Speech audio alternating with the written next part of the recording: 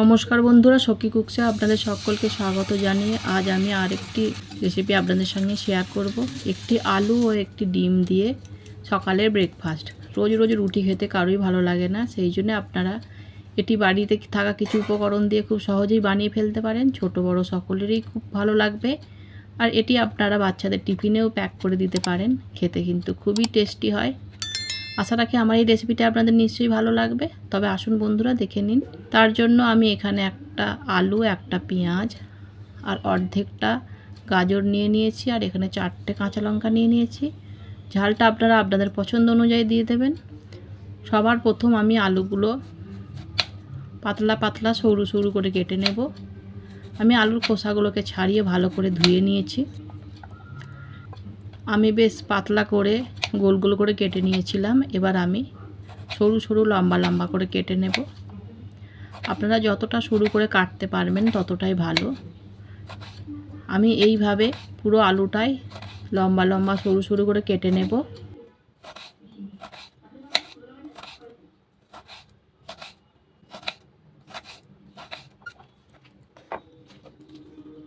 এইভাবেই আলুগুলো আমি কেটে নিলাম। এবার আমি পেঁয়াজটাকেও এইভাবেই সরু সরু করে কেটে নেব।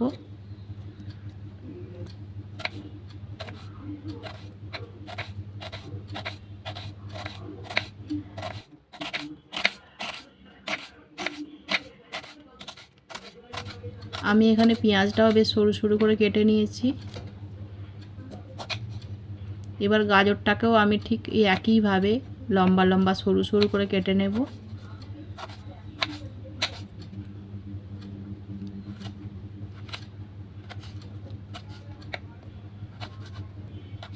আমার এখানে গাজরটাও কাটা হয়ে গেল। এবার আমি যে কাঁচা লঙ্কাগুলো নিয়েছিলাম সেগুলোও আমি ছোট ছোট কুচি করে কেটে নেব।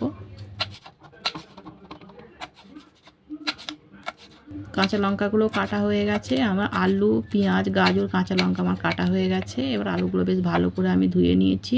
একটা পাত্রের মধ্যে আলুর, পেঁয়াজ, গাজর আর কাঁচা লঙ্কাটা অ্যাড করে দিলাম। দিয়ে এর মধ্যে আমি একটা ডিম ফাটিয়ে দিয়ে দিলাম।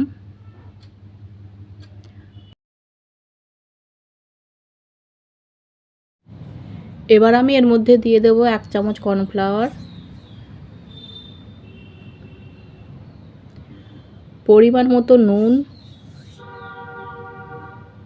হাফ টিস্পুন গোলমরিচের গুঁড়ো,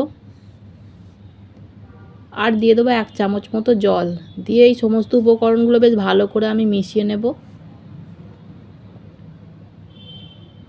বেশ ভালো করে মিশিয়ে নিতে হবে।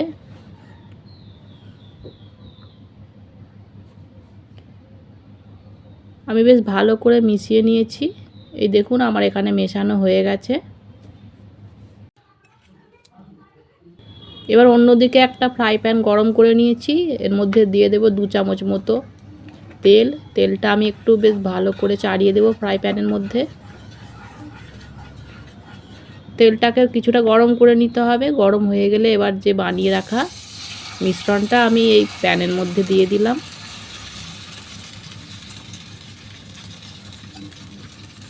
এবার আমি চামচের সাহায্যে বেশ ভালো করে একটু গোল করে চাড়িয়ে দেব।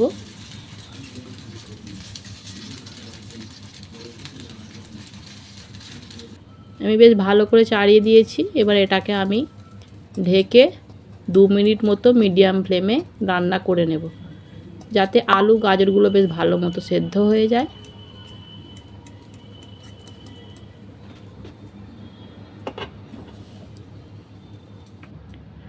দু মিনিট পর ফিরে এলাম। অন্য সাইডটা বেশ গোল্ডেন ব্রাউন হয়ে গেছে।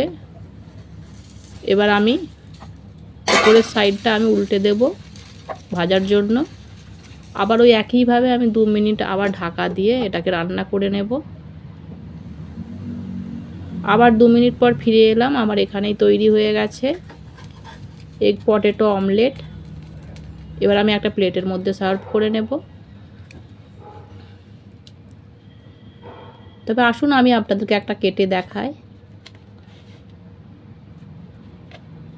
এই দেখুন কত সুন্দর হয়েছে। আপনারাও এইভাবে বাড়িতে বানিয়ে নেবেন, আপনাদের পরিবারের নিশ্চয়ই ভালো লাগবে। এটি আপনারা টমেটো সসের সঙ্গেও সার্ভ করতে পারেন। আর আমার এই রেসিপিটি আপনাদের কেমন লাগলো অবশ্যই কমেন্ট করতে ভুলবেন না। ভালো লাগলে একটি লাইক করবেন, অন্যদেরকে শেয়ার করবেন। আর এই ধরনের নতুন নতুন রেসিপি আমার চ্যানেলে দেখতে হলে চ্যানেলটিকে সাবস্ক্রাইব করে আপনারা আবার পাশে থাকবেন। আবার আপনাদের সঙ্গে দেখা হচ্ছে অন্য আরেকটি নতুন রেসিপির সাথে। ধন্যবাদ।